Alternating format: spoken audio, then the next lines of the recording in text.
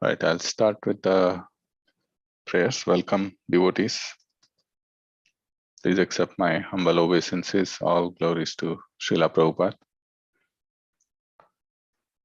Om Ajnanaatimirandasya Gyananjana Shalakaya Chakshurunmilitam Yena Tasmai Shri Gurave Namaha Shri Chaitanya Manobhishtam Sthapitam Yena Bhutale Swayam Rupa Kadamahyam Dadadi Swapadantikam Vandeham Shri Gurau Shri Uttapada Kamalam Shri Gurun Vaishnavamshta Shri Rupam Sagra Jatam Sahagana Raghunathan Vitam Tam Sajivam Sadvaitam Savadutam Parijana Sahitam Krishna Chaitanya Devam Shri Radha Krishna Padan Sahagana Lalita Shri Vishakhan Vitamscha He Krishna Karuna Sindhu Dina Bandho Jagatpate Gopesha Gopika Kanta Radha Kanta Namostute Tapta Kanchana Gaurangi Radhe Vrindavaneshwari Vrishabhanu Sute Devi Pranamami Hari Priye वाञ्छकल्पतरुभयश्च कृपा सिन्धुभ्य एव च पतितानां पावनेभ्यो वैष्णवेभ्यो नमो नमः जय श्री कृष्ण चैतन्य प्रभु Nityanand Shri Advaita Gadadhar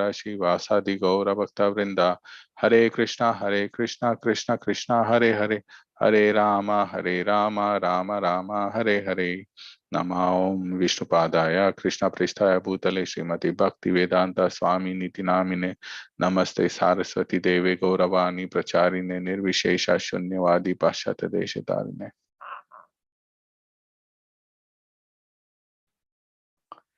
So today we are reading and discussing from the second canto, 5th chapter, verse number 7. So these are the questions from Narada Muni to his father, to his spiritual master, Lord Brahma. So we'll read the verse and the synonyms and purport.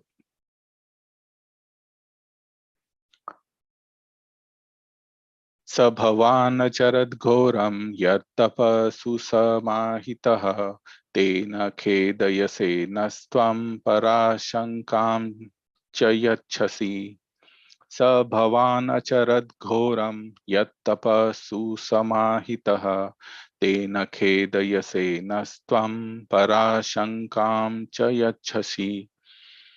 Synonyms or word to word meaning. Saha, he. Bhavan, your good self, Acharat, undertook, Ghoram, severe, Yat, tapaha, meditation, Susamahitaha, in perfect discipline, Tena, for that reason, Khedayase, gives pain, Naha, ourselves, Tvam, your good self, Para, the ultimate truth, Shankam, doubts, Cha, and Yachasi, giving us a chance.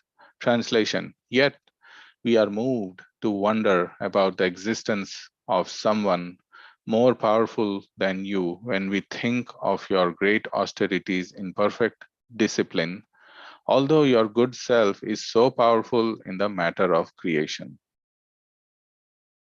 Purport by His Divine Grace, Srila Prabhupada. Following in the footsteps of Sri Narada Muni, one should not blindly accept his spiritual master as God himself. A spiritual master is duly respected on a par with God, but a spiritual master claiming to be God himself should at once be rejected.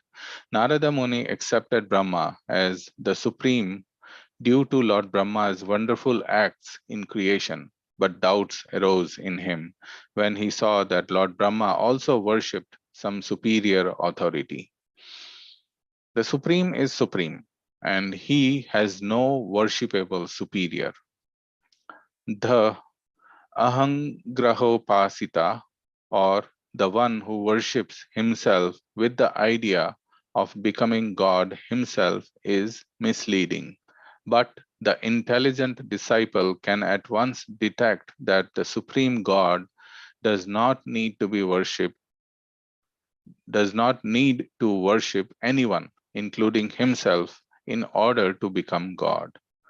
Ahangrahopasana upasana may be one of the processes for transcendental realization, but the ahangrahopasita can never be God himself.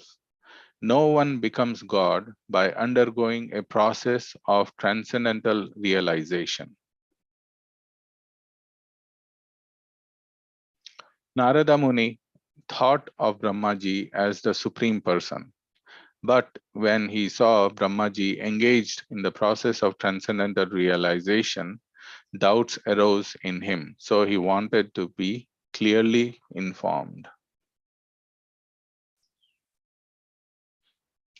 Om Jnanatimirandasya Jnananjanashalakya Chakshurunmilitam Yena Tasmai Shri Gurave Namaha Shri Chaitanya Manobishtam Sthapitam Yena Bhutale Swayam Rupa Kadamahyam Dadadi Swapadantikam. I was born in the darkest ignorance, and my spiritual master opened my eyes with the torch of knowledge. I offer my respectful obeisances unto him. When will Srila Rupa Goswami Prabhupada, who has established within this material world the mission to fulfill the desire of Lord Chaitanya, give me shelter under his lotus feet?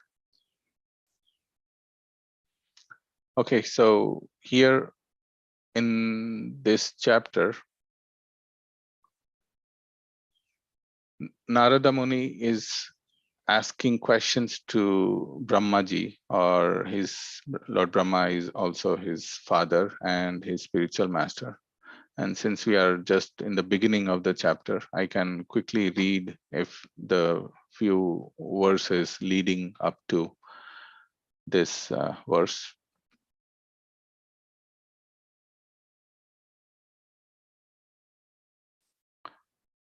Text 1, Sri Narada Muni asked Brahmaji, O chief amongst the demigods, O firstborn living entity, I beg to offer my respectful obeisances unto you. Please tell me that transcendental knowledge which specifically directs one to the truth of the individual soul and the supersoul. 2.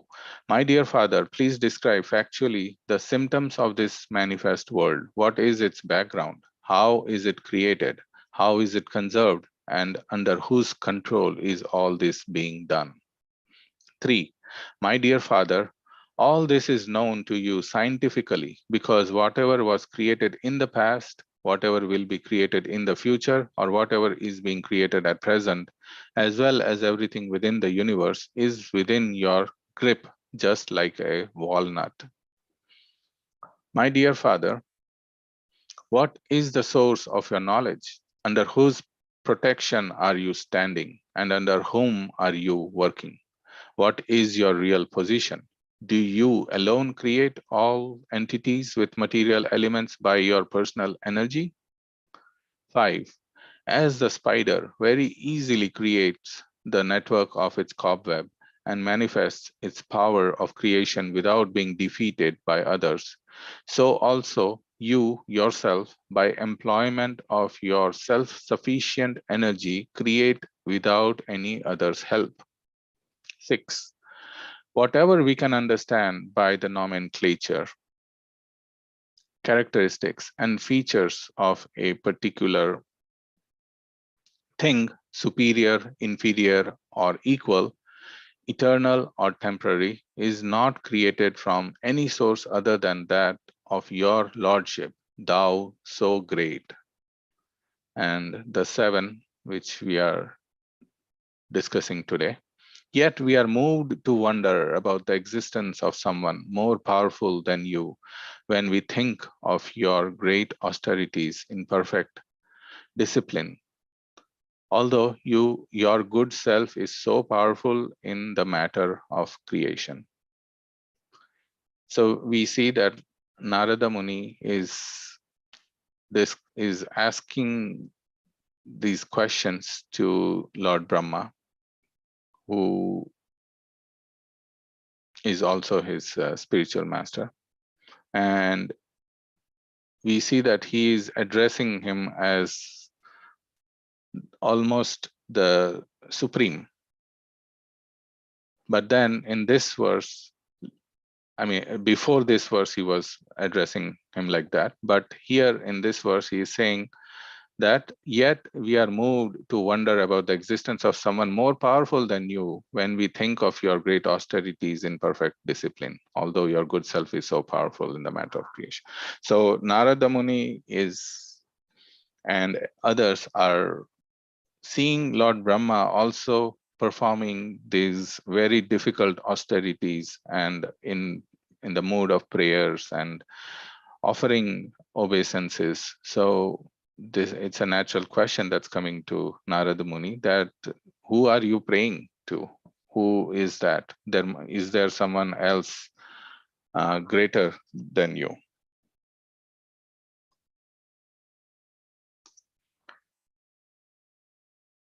So we'll discuss this verse and the purport, specifically the purport that Prabhupada has given. Following in the footsteps of Sri Narada Muni, one should not blindly accept his spiritual master as God himself. A spiritual master is duly respected on a par with God, but a spiritual master claiming to be God himself should at once be rejected. So Prabhupada was very clear from the very beginning that spiritual master leads his disciples to God, to Krishna, but he is not God himself. He is a representative of God. And from this, one of the conversation comes to my mind. When Prabhupada was, most probably he was in Bombay, Juhu beach, they were walking, and Dr. Patel was with him, and he was asking him, he was referring to another organization also based on worship of Krishna, but in the current times they have replaced Krishna with their founder of the movement as the supreme. And he was telling Prabhupada that so this particular organization has done this. So what is the guarantee that in future your disciples or this organization, the devotees, will not replace you as God in your temples, in ISKCON temples? That was a good question, logical question. So Prabhupada thought for a while meaning just a couple of seconds, he was silent, and then he said gravely, he said, my disciples or the devotees within ISKCON should be reading my books. So that's all he answered, which means that he has written so many books, and if one reads carefully Prabhupada's books, then that situation will never arise, whether it is 100 years from now or 500 years from now or 1,000 years from now, because his books are very clear and he has given the knowledge as it is in a very, very crystal clear way. There is no doubt about it. Now, moving on in the purport. Narad Muni accepted Brahma as the supreme due to Lord Brahma's wonderful acts in creation, but doubts arose in him when he saw Lord Brahma also worship some superior authority. The supreme is supreme and he has no worshipable superior. Okay, so that's the next section. But here Narad Muni is accepting, so Prabhupada is saying that Narad Muni accepted Brahma as the supreme because he was seeing, I mean, literally he saw, and Lord Brahma is in charge of the creation single-handedly pretty much, because he was the only living entity when the universe was first created. When it was completely dark, there was nothing. He was the only living being, and he started the whole process of creation. So in one way, he is the one person who did the full creation. So, and this is wonderful act. So one can definitely see that, yes, if somebody is so powerful as to create this universe, then he must be supreme. And from the scriptures, we see that these wonderful acts are created by many other living entities, many other beings also. Lord Indra comes to mind. He also many times does wonderful acts. He's the god of the gods. He's the king of the gods, of the demigods. So we see that he can command the other demigods. For example, he in one particular instance, he had instructed the sun to overheat, and sometimes asking the what are those clouds, summon with the clouds to come at an inappropriate time and rain on Vrindavan and things like that. He does that, and the other demigods or powerful people are obliged to do that. So one may think that, okay, they are doing these wonderful acts and they are supreme. However, Lord Indra also, we see prayers after prayers offering to Krishna. Similarly, Lord Brahma, 10th canto, chapter 4, he is offering so wonderful prayers to Brahma. Of course, that was after that Brahma Vimohana Leela, where he wanted to test Krishna. So these are, after looking at these incidents, the one definitely begins to wonder that, okay, these are very powerful persons, but they are also worshiping some superior authority. So the question naturally rises, who is that? The supreme is supreme and he has no worshipable superior, meaning the supreme, if somebody is the supreme, so the word supreme itself means the highest. There is no more high than that high. If there is some high, then a particular high, if there is a higher than a high, then that higher is supreme. So when that higher becomes, when it stops, that's where the definition of supreme is established. So the supreme then has no other to worship because there is no one higher. So there is no one to worship to. Then now Prabhupada comes up with, not comes up, these are authentic words. The ahang grahopasita, or the one who worships himself with the idea of becoming God himself, is misleading. But the intelligent people can at once detect that the Supreme God does not need to worship anyone, including himself, in order to become God. Ahanggrahopasana may be one of the process for transcendental realization, but the ahangropasita can never be God himself. So here Prabhupada is explaining these two words, ahanggrahopasita and ahanggrahopasana. So among these two words, he's saying that ahanggrahopasana is an authentic method. Actually it is, I was looking up these two, and it is one of the authentic method for self-realization. Maybe, and he's saying maybe one of the processes for transcendental realization. So the way we can understand is that for us it's very clear that we, being spiritual part and parcel of the Supreme, are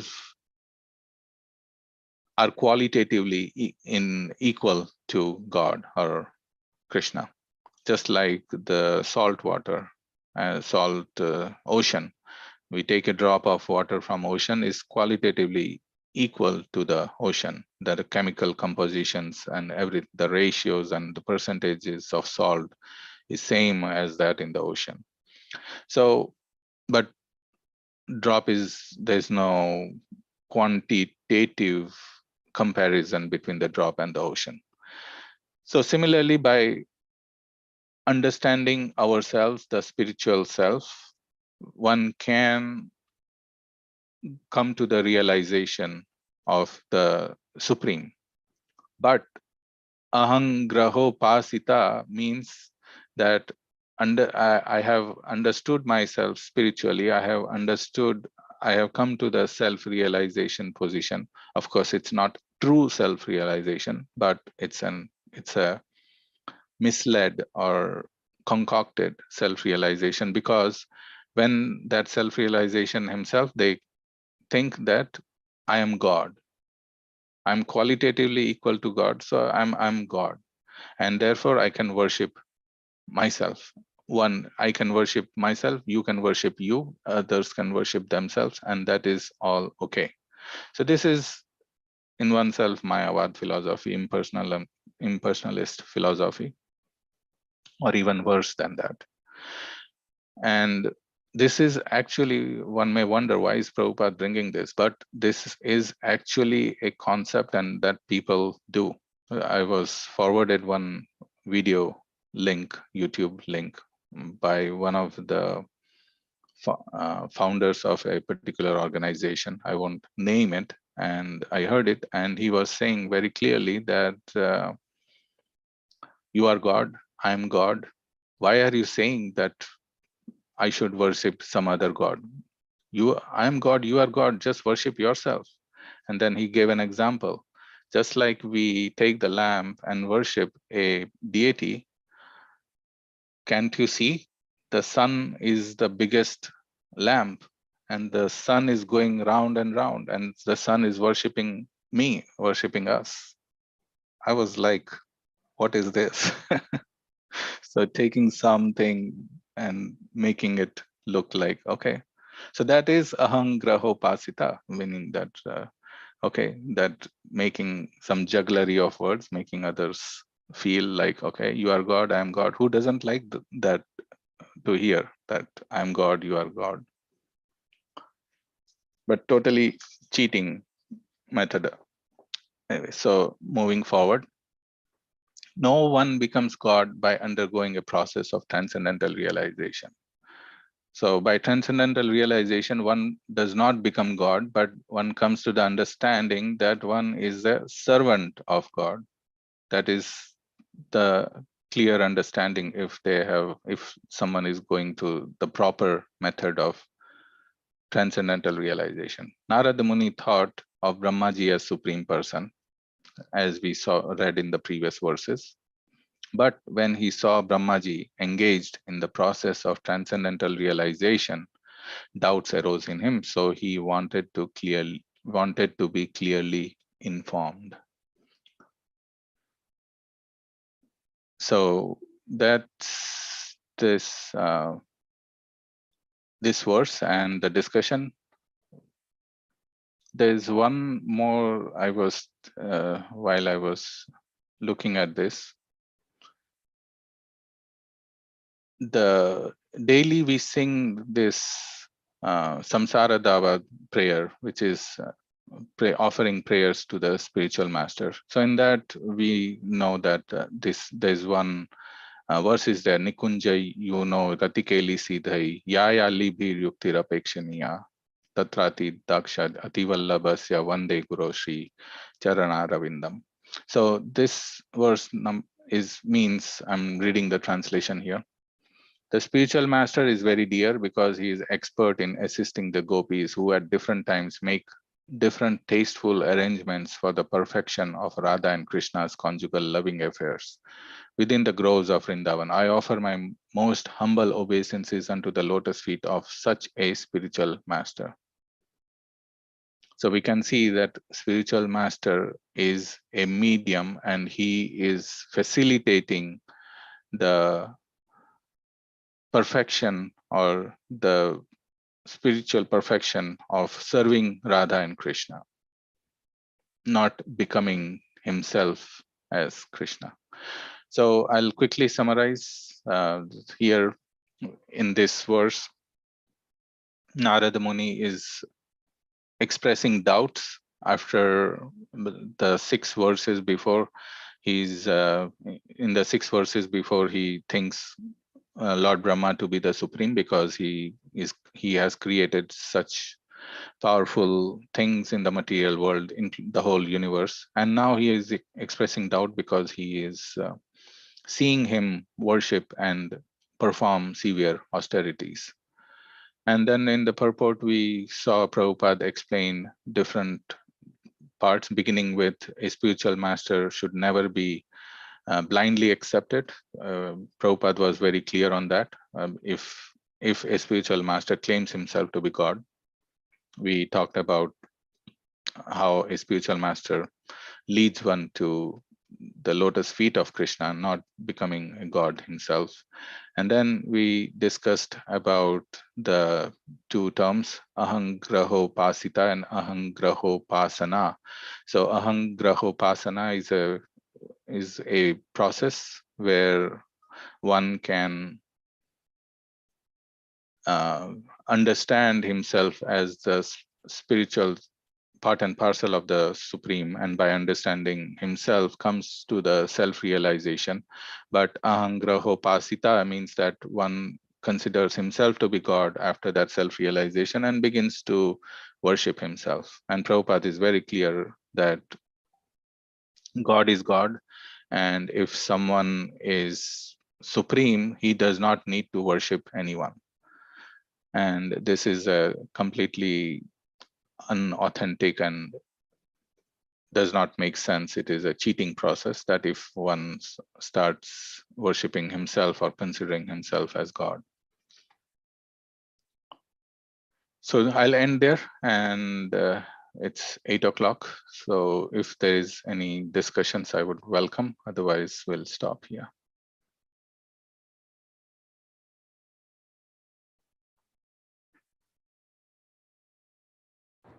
Hare Krishna, Prabhu. Thank you so much. That's a very nice explanation and discussion.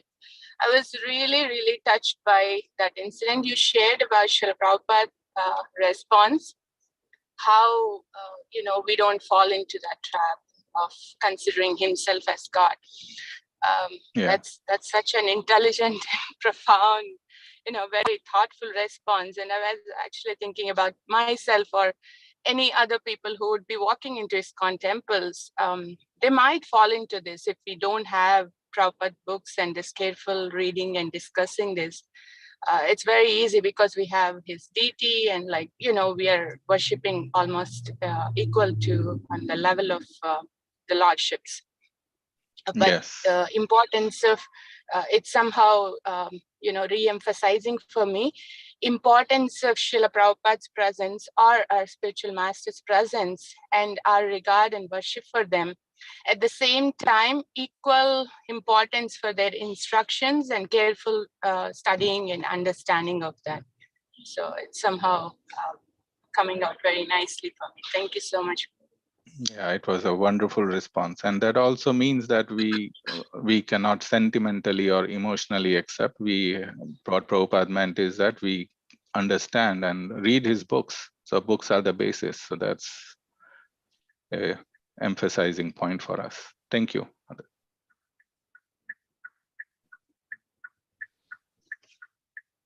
Okay, so if there's nothing else, we will stop here. Thank you very much for joining today. Vanchakalpatarubhyascha kripa sindhubhya eva cha patitanam pavanebhyo vaishnavebhyo namo namah. Thank you. Hare Krishna.